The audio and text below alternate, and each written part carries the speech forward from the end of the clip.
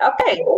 Well, hello, everyone. My name is Cynthia Bernardes. I am program manager here with the fellowships.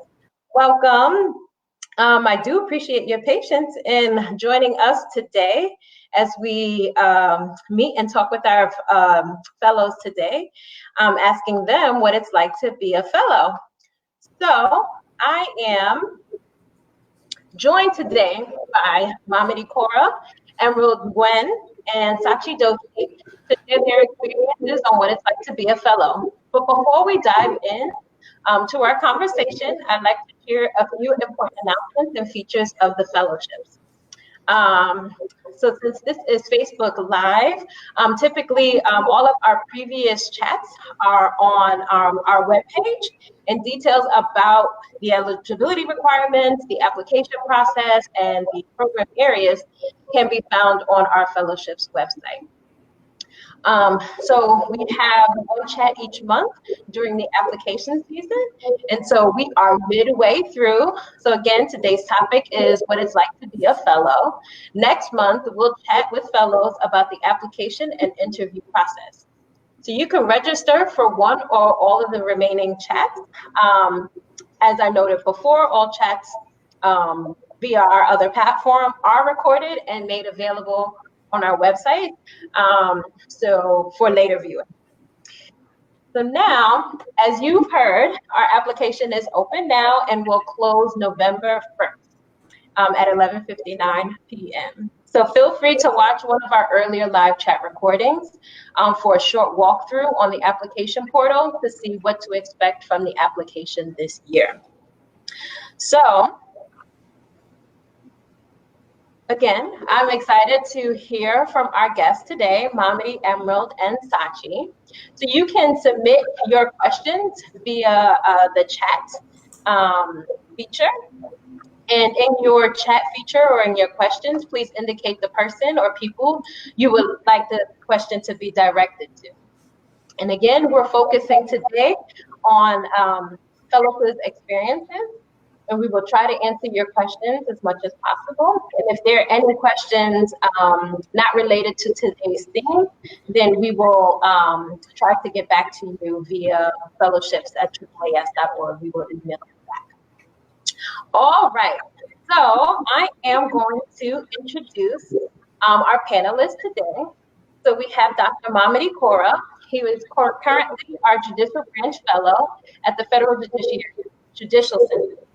During his fellowship, he examined various entities of the federal judiciary, such as the FJC and the U.S. District Courts, to see the extent to which they are accessible to persons with disabilities.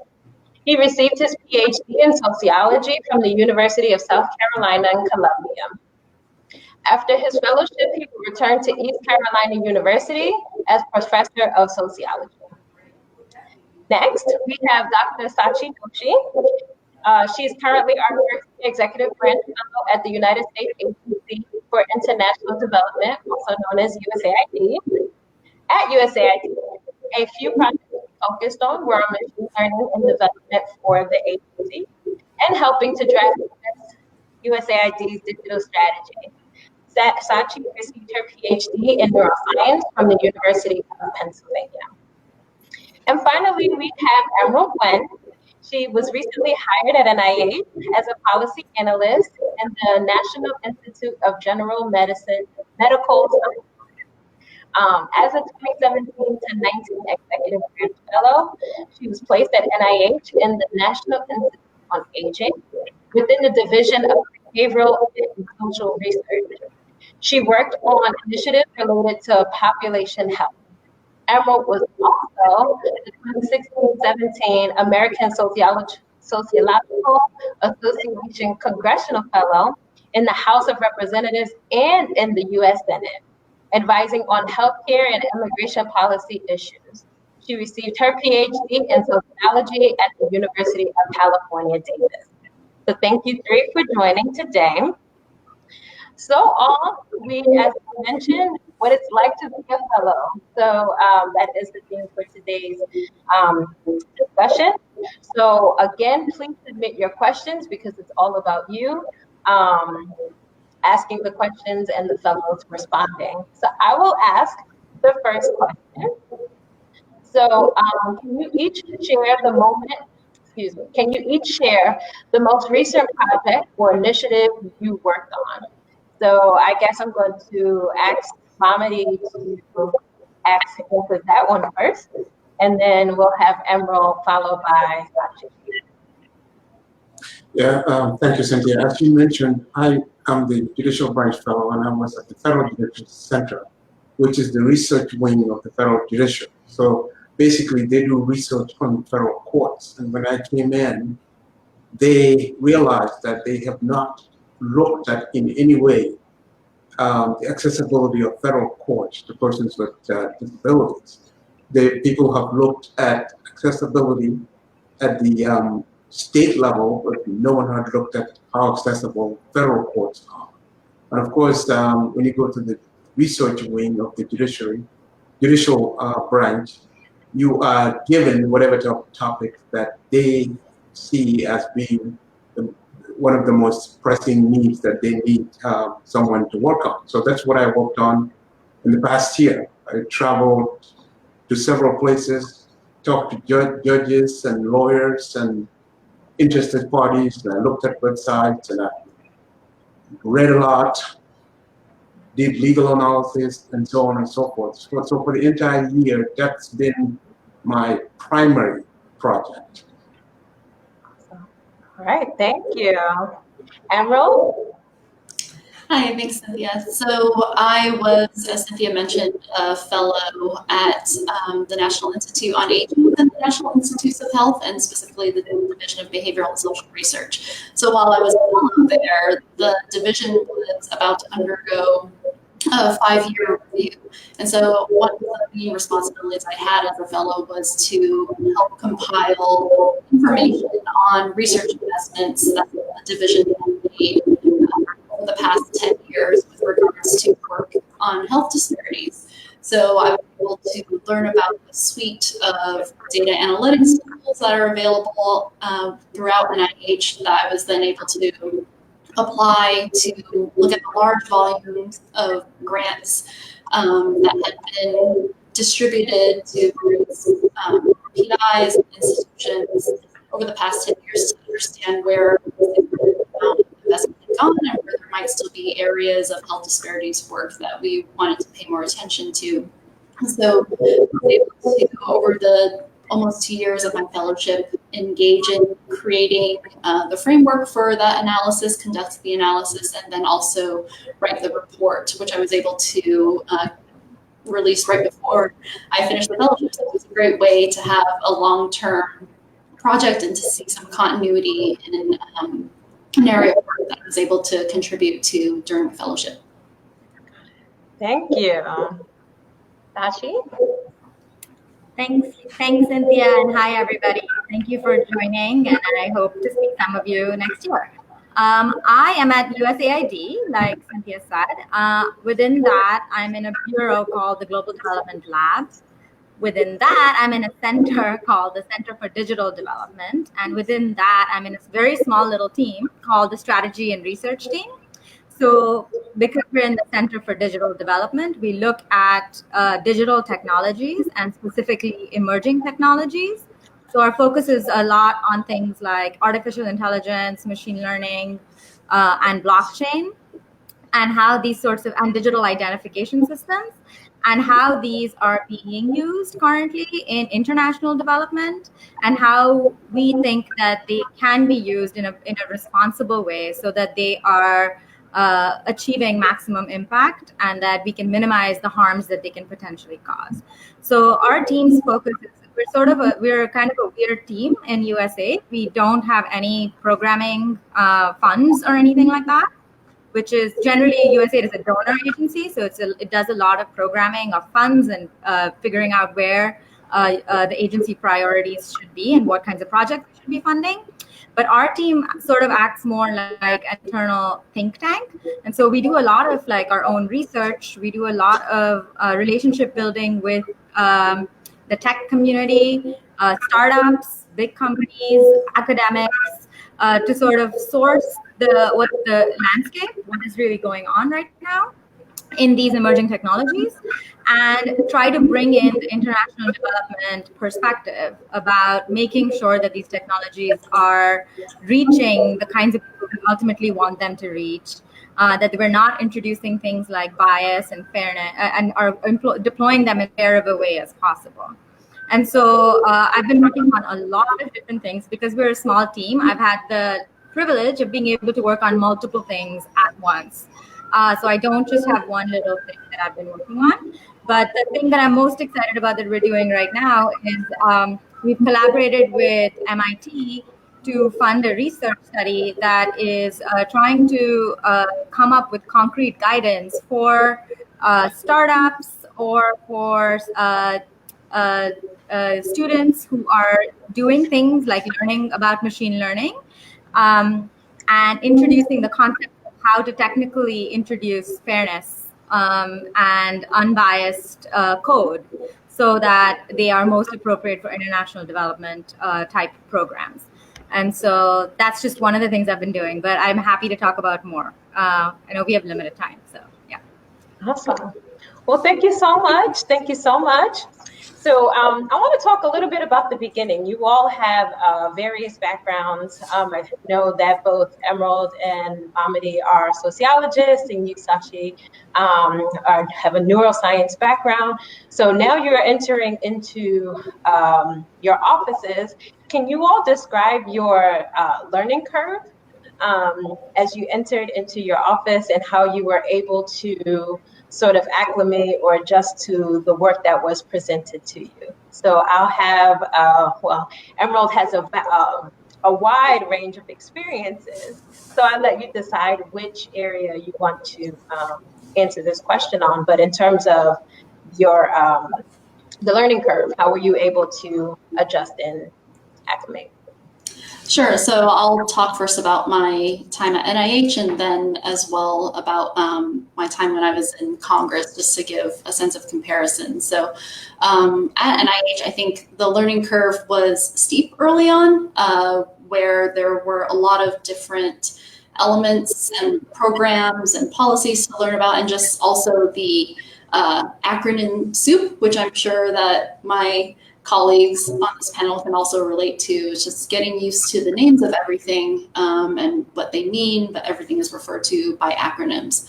One of the things I think I was prepared for based on my training was how to deal with long-term projects, because I think one of the things that people often say about bureaucracies or federal governments is that processes can move quite slowly. And thinking back on my time as a researcher and a scientist working, for example, on my dissertation, the light at the end of the tunnel can seem like it's very dim for a very long time. And you really have to be able to be planted, thoughtful about the work, and to keep yourself both motivated and also to accomplish short-term goals in the everyday that are satisfying to you as you're keeping that long-term goal in mind. So as I mentioned earlier, I was working on this report, and that did take up almost the entirety of my week. It was one of the main long-term projects I had, but I think being able to work at a project and take it in bite-sized pieces was something that my training as a scientist prepared me for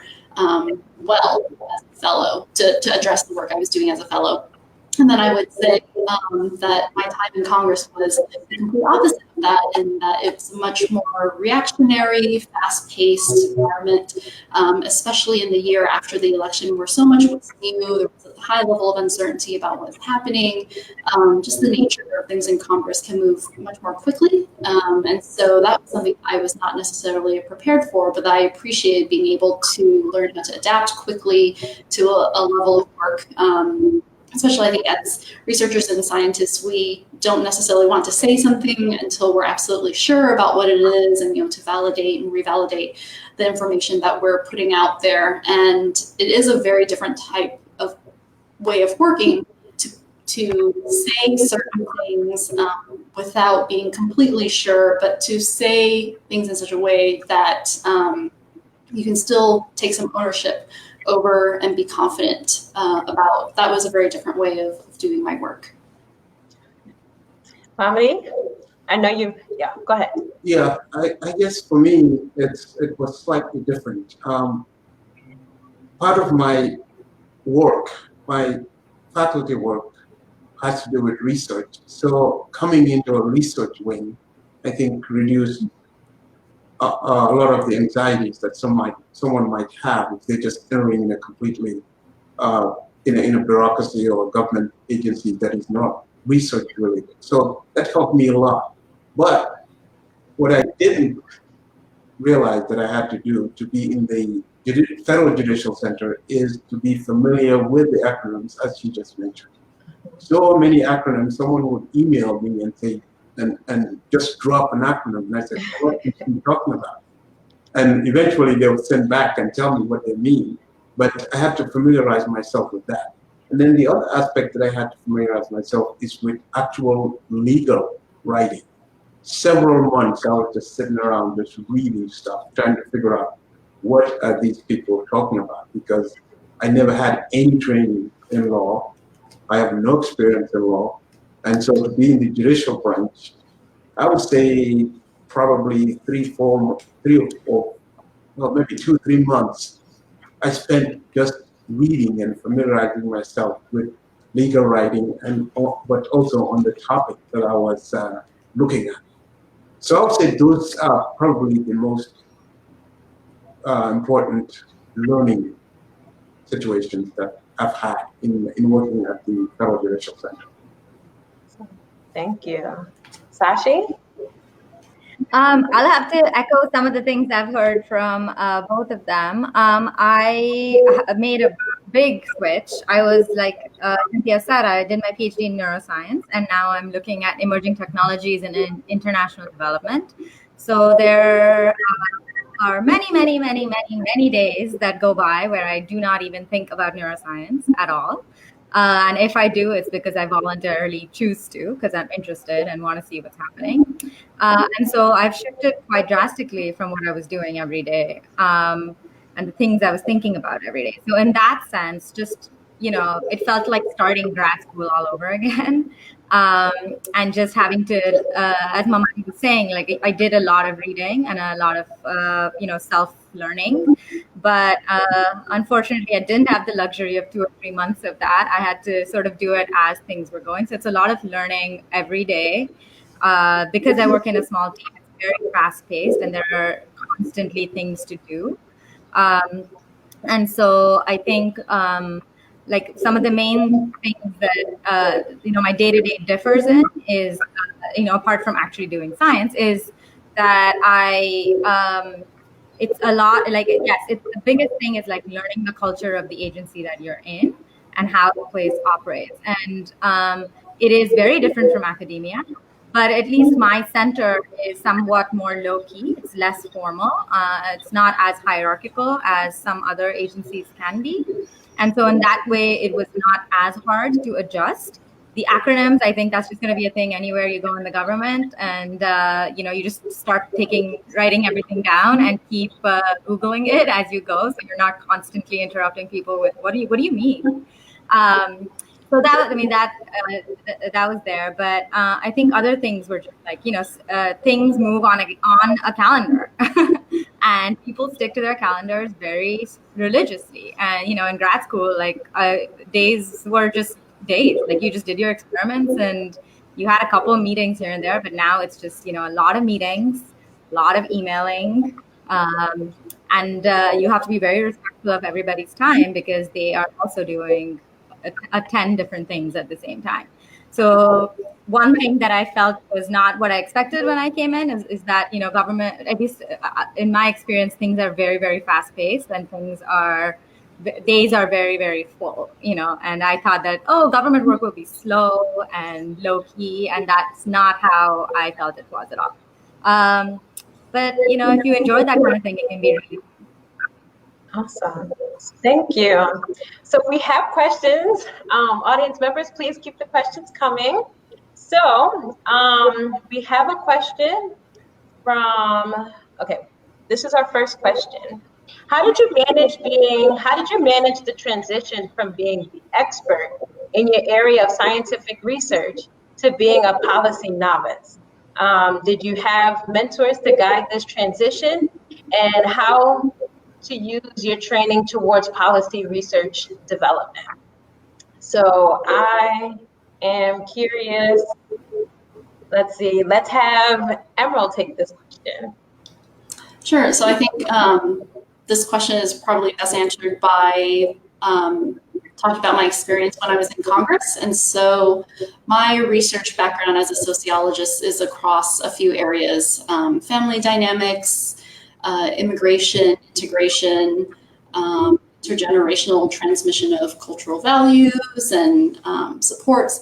And so, and also, sorry, I should say also healthcare health disparities. And so when I was a grad student, I thought, oh, I'm interested in these two areas. I wonder how they'll mesh together if I was to apply them in a work setting. And they both became major areas of work that I was helping with in terms of policy issues related to the Affordable Care Act, as well as all the immigration executive orders and issues that were emerging around late 2016, early 2017. And so in that case, I mentioned Congress can be a very fast-paced, reactive environment. And so it was fortunate that I had, I think, a deep and broad level of knowledge in these two major areas that would help inform anything from questions that my colleagues, fellow staffers might have that might be coming down from the member, being able to put together quick memos, short, anything from one paragraph to a whole page, describing what was happening with the administration's decisions, being able to think about how it related to existing legislation, policies that might be changing. So that's where I was really tested in being able to distill complex ideas, very nuanced ideas into language that would serve a broad variety of audiences that could be communicated easily and quickly. So that's something I would say you had to learn in part on the job. So it's a bit of a shift from potentially the way you might be working as a researcher, scientist, or grad student. Mamadi, you made mention to this as you were sharing your experience or your learning curve. Can you take this question also? Yeah, part of it is that I think in almost every agency you have a mentor as a AAAS fellow. And so your mentor is at least one place where you can start ask questions about that you don't know or that you're thinking about. And of course, one of the things that I learned by being in DC is the idea of connections, how important they are in just accomplishing things. So what I've learned is to try to develop informal and formal connections that I can go to or access when I have some question that is difficult to answer. So I've had a lot of different people that I've developed connections with that I've used a lot to answer policy questions. And of course, my mentor as well. And a lot of reading and on-the-job learning as well. Sashi? I'll have to echo part of that for sure. My mentor used to be a AAAS fellow. And so she is very well aware of what fellowship is like. And I think she is a big reason I was able to make this big leap from my scientific expertise to working in a policy area that's very different from what I've studied. And so I just felt empowered to be able to be someone who could have a voice in my office. And then the other thing I think she did was that actually worked for me. It doesn't have to work for everybody because everyone's personality is different, but she sort of just threw me in the deep end. You know, she would just send me to meetings as the person representing our team very early on. And I would be like, I have no idea what I'm going to, you know, how can I be the expert in this? Because it took me 6 years to earn a PhD. I can't be an expert in a month on this new thing that I'm doing. But, you know, honestly, people are really nice and they understand. You're a AAAS fellow. Generally, everybody knows what that is. you tell them who you are and where you're from, and they are very receptive to you. And actually, your ideas and your thoughts and whatever questions you have, like however small and novice-y they feel, are actually, it turns out, not out of the ballpark. And frequently, the things that I would bring up would not be something that was considered novice. Like, it would actually be something that was discussed further. And so as you go through more of those experiences, you realize that you're less of a novice than you think you are, and what you're really good at is asking good questions from your whole time at learning to be a scientist. And so if things don't make logical sense, you can question that, and people are generally pretty receptive to it. So I've always felt that in that way, that feeling of imposter syndrome or feeling like a novice sort of evaporated quickly, after a few months. So now I don't feel shy. So here's another question. How much experience in policy did you have prior to being a fellow? Or, yes, so I'll leave that. But we have I'm going to actually read two questions that are similar. So one is, how much experience in policy did you have prior to being a fellow? And how much experience outside of your research do you feel most prepared you for your current role as a fellow? So it's similar questions, just sort of asking, what experiences prior to prepared you for your fellowship. So I'll ask Mamadi to take this one. I would say probably the most important experience is my research experience, because when I came down there, research is what they asked me to do. But as far as policy is concerned, I would say probably very little or none. I haven't been in the policy arena. My entire career has been in the faculty role and research and teaching. So I would say probably little to no policy experience. And so I came in here with little policy experience, but again, I went into a research division, which helped a lot in my case. Thanks. Sachi?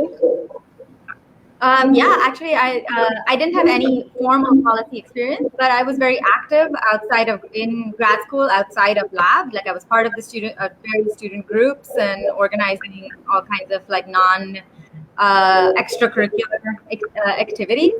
And I think that in many ways, those were almost equally important in my case, because I made a leap to do something different. Because one of the things that we used to organize a lot in grad school was communicating science to different kinds of audiences in the community. So we had, lectures we would organize to speak with, the lay public about neuroscience, or we would go out to elementary schools and middle schools and high schools and teach neuroscience classes to very different, not only very different ages of kids, but also from different kinds of, like suburban schools versus inner city schools, so very different backgrounds. And I think that experience was invaluable to me, because one of the things we do, even though I've switched, my focus area, I'm still in a very technical role. I'm still looking at, artificial intelligence and machine learning and blockchain. And these are pretty technical things that people don't even understand, properly. So, and that's how people felt about neuroscience. We don't understand the brain either. So it felt like trying to boil down something that seems very complex to audiences that really want to know just what they need to know, is that they can take home and feel like they have a grasp on it, is a skill that I think carried over really well for me.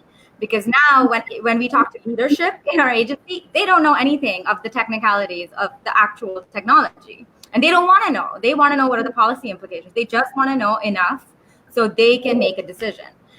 Or when we go and talk to our implementing partners, or when we do a lot of trainings about explaining what these technologies are. We talk to different kinds of audiences. And so that has really worked well for me. And while I didn't have any specific policy experience, just being involved in student government type things, knowing how structures work and having to create organized systems. We wrote a charter, when we were in grad school and things like that. Just having some sort of formal written experience in that way was a little helpful. It's still very different in the real world in government, but that's helpful to me. Emerald.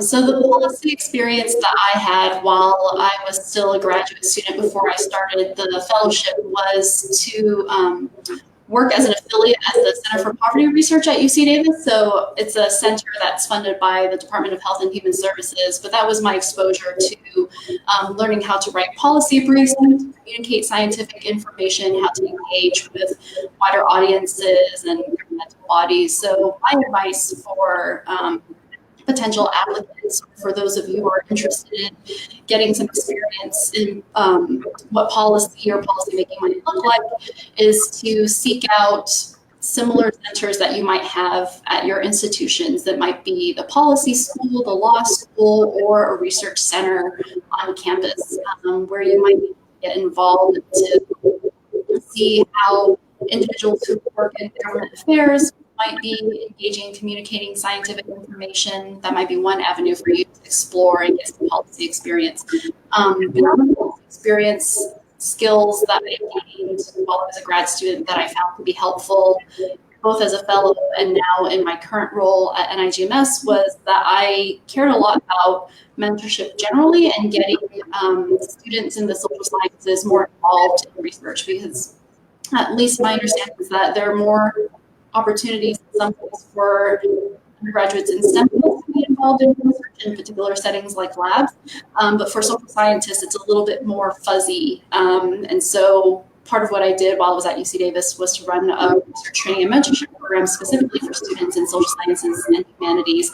So through that role of being a program coordinator, I was able to take on some project management skills to learn how higher education administration works generally. And now in my current role at NIGMS, I'm working on issues related to training programs at various universities and institutions. So that experience, while not directly research-based, but what I like to think of as research adjacent, has actually become really valuable for my current role. So, thank you. I'd like to remind the audience members to please keep your questions coming. We definitely read them and we definitely ask them to our panelists. So we have this question asking about life after the fellowship. So how do you anticipate using the skills you've gained as a policy fellow in your career moving forward? So I'll have Sashi takes this one, and then we'll have Emerald next, and then Mamadi last.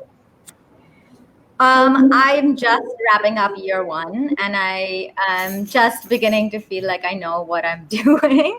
And I've renewed my fellowship, so I'm going to do a second year. So at least for the next year, I know what I'm doing. But after that, I honestly have no idea. And that's what I'm going to spend a lot of this year trying to figure out. But I can anticipate just in this year, I mean, the number of different kinds of people I've met through my fellows, through my work, I just feel like the world of possibilities is much bigger than I felt when I was leaving grad school and when I felt that I didn't want to stay and do a postdoc or go down the academic role, where it felt like, what else can I do? It wasn't clear to me, but now it feels like I could, I understand what it's like to work in this field. And so I think just that alone has empowered me to feel like it's not causing me any anxiety that I don't know yet, and I feel pretty good that over the next year I'll have a much stronger idea. But I do want to stay connected to work that is impacting people's lives, which I feel like I'm getting to do at USAID. So that's something that I know, but I feel like I'm not the best person to ask this question right now. Emerald? Sure. So I've been in my role now at NIGMS for a little over 3 months. And so I was fortunate to be able to transition from my fellowship and still stay within the agency, NIH generally. And that in part came about because I had interviewed during fellowship week with my current office. So it's one of those things where I hope that we'll all make it to the fellowship interview stage, but that will involve you running around the entire DMV area, interviewing with various offices across several agencies, but use that as an opportunity to network. I think my situation is an example where I was able to network and leave an impression with the office I had interviewed with, kept in touch with them over the duration of my fellowship, and then when it came time to wrap the fellowship and figure out what my next steps were, I was able to reach out to folks that I knew and was able to land in the position I am now. And it's a position that I'm really enjoying. It's still early on, but I could definitely see myself staying here for quite a while, being able to continue honing the skills, learning about how these programs are administered, these training programs, and also being the few sociologists at an institute that supports primarily basic research is really interesting to me. So it's definitely still a place I could see myself being for a while. Thank you. I know, Mamadi, you're planning on heading back to your university, but wanting to hear the skills you gained during your fellowship. How do you hope to use that when you return? Well, one of the reasons why I applied for the AAAS fellowship is actually to try to see how I can contribute in the policy arena. For the most part, my research has been basic research, and you just write and publish, and who knows who's reading that, whatever you are publishing. And so I wanted to do something that might be in fact impactful. So impactful in the policy arena, that is. So I would say that one of the things that I've learned is that in talking to people, I actually can in fact teach courses that are more policy oriented. For example, somebody asked me the other day whether I might be interested in teaching a course in law and society or disability and society, and those are more impactful policy-wise anyway, impactful policy-wise courses that I can in fact teach.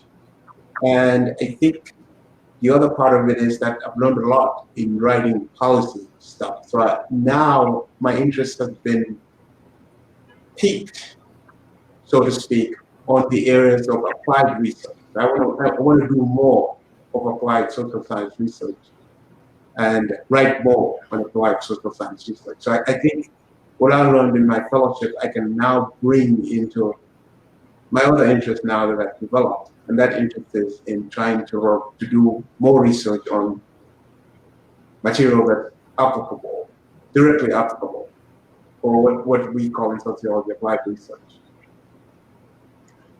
Awesome. So our next question, I'm paraphrasing, but this person says it seems that each fellow had the opportunity to work on something personalized to their interest. So this person wants to know, how are positions created and how did you select your position? So I'm going to twist this a little bit to say, how did you customize your position to where you were able to use some of your scientific background or some of your experience to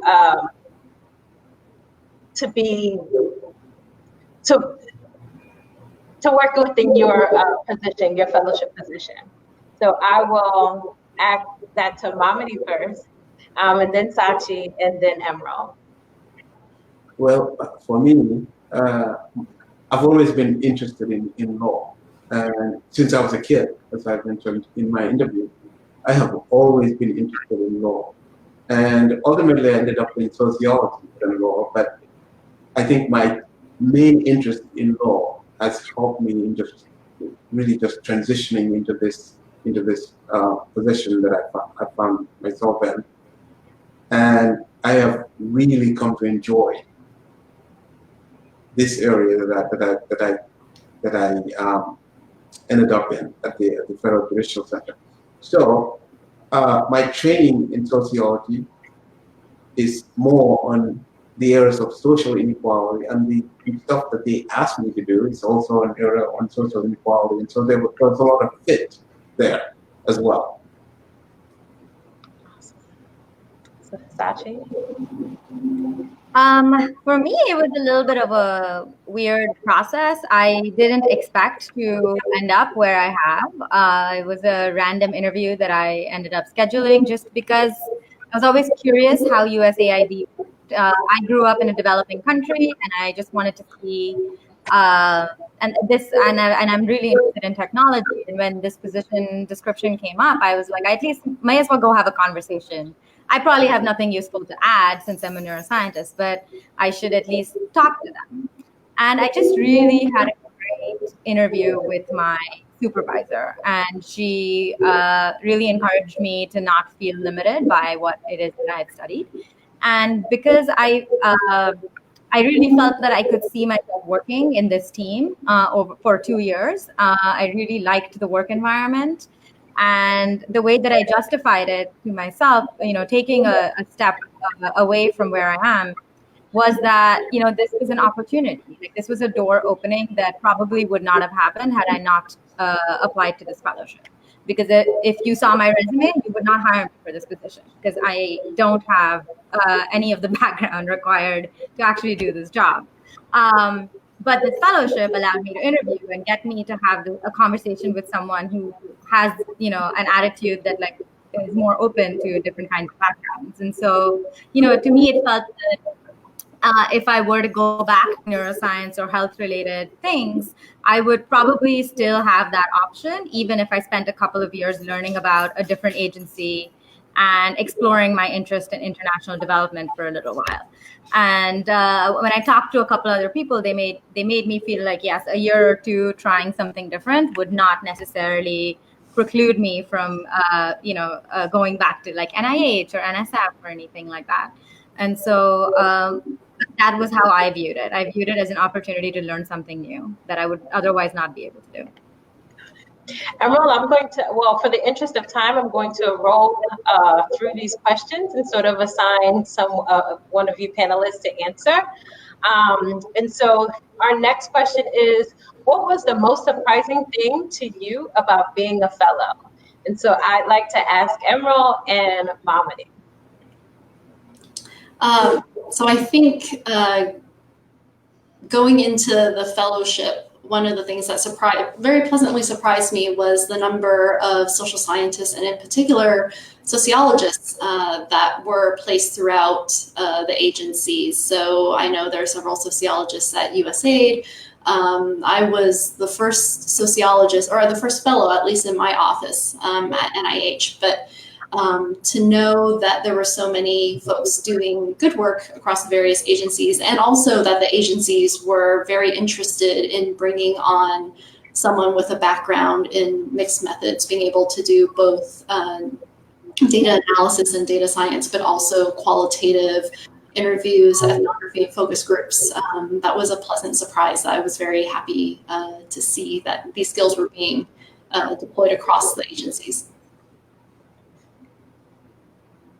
And for me, am I up now? Yes. Perfect timing. Okay. For me, I think it's a little bit more general. For me, in coming into this fellowship, what I would say surprised me was what I didn't know, actually. How much I teach sociology, and I thought I knew a lot of things about how government is connected and how policy and science are connected. But every day that I go to work, or every day I go to one of these professional development programs that AAAS, the policy, science and policy program offers, every day I learn something new that I thought I knew, but that I didn't know. So I would say that my biggest surprise was to know that I still do need a lot of things that I need to know a lot of things that I thought I didn't know. Awesome. All right. And then our final question before I get to the very final question is, at what point in your career did you decide to apply to the AAAS fellowship?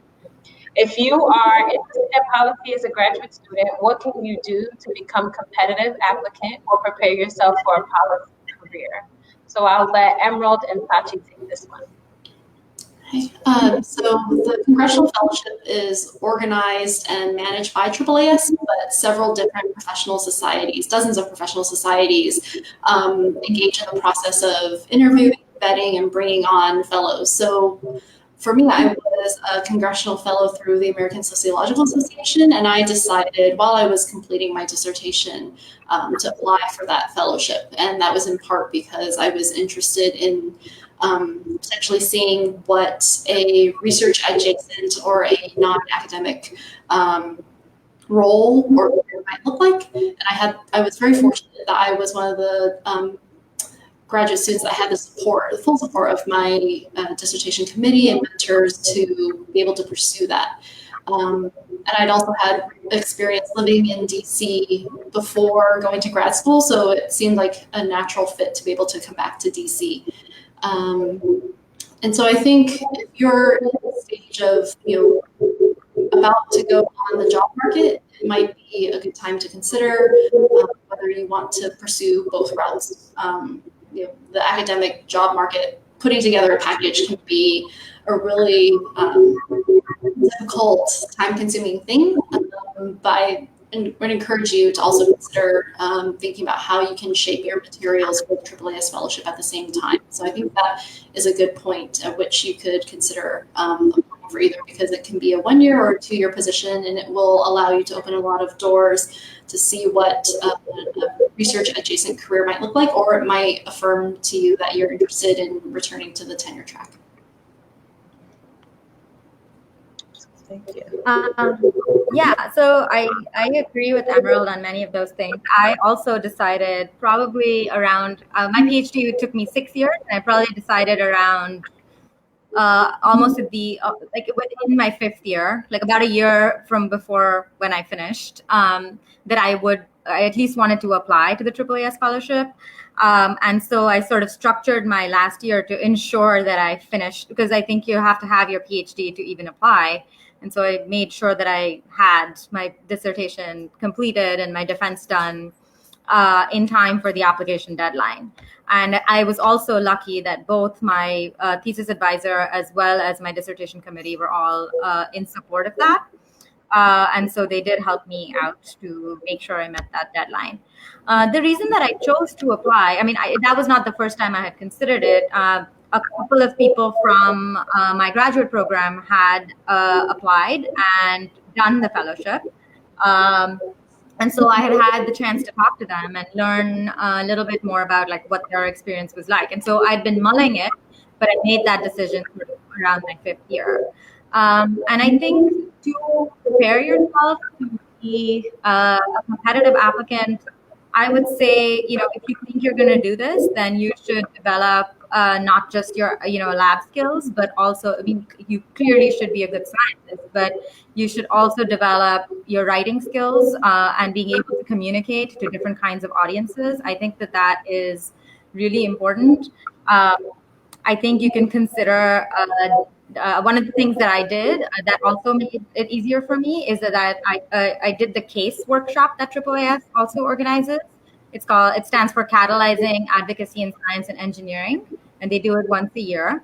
And so if you are able to participate in that, it's 3 days. You come to DC and you get an idea of what this is like. You get to visit your Congress people and talk to them, at least their offices. And that was really fascinating to me, to like talk about science with people who make the laws. If you get a chance to do that, that would be something that would be very eye-opening and make you think about policy in a different way. And yeah, I think those were the things that I was just doing generally because they were of interest to me. And then when I was putting my application together, I felt that those were the things that I highlighted the most, much less my actual science and much more my ability to want and my interest in talking to different kinds of people. Thank you. And so we are approaching time, but I want to wrap up by asking you all quickly to share some parting advice to those that are thinking about applying to the fellowships. For someone who is unsure about how the fellowship will impact their career, what advice would you give? So I'd like Emerald and Mamadi to answer that question, but Mamadi, I'd like for you to focus why the judicial fellowship, or sort of you advocating the Judicial Fellowship, and then Emerald, I'd like to get your perspective on the legislative and executive branch. Can I come in? Yes. Yeah. I would say if you have any interest in law and society, if you have any interest in issues of having to do with law, even if you don't have a PhD in law, I don't have a PhD in any area of law, and I don't have a JD or anything like that. In fact, as I mentioned earlier, I have no legal training whatsoever. But if you have an interest in law, I would consider, I would say that you should consider applying to the Judicial Fellowship, because it's a very fascinating area to work in.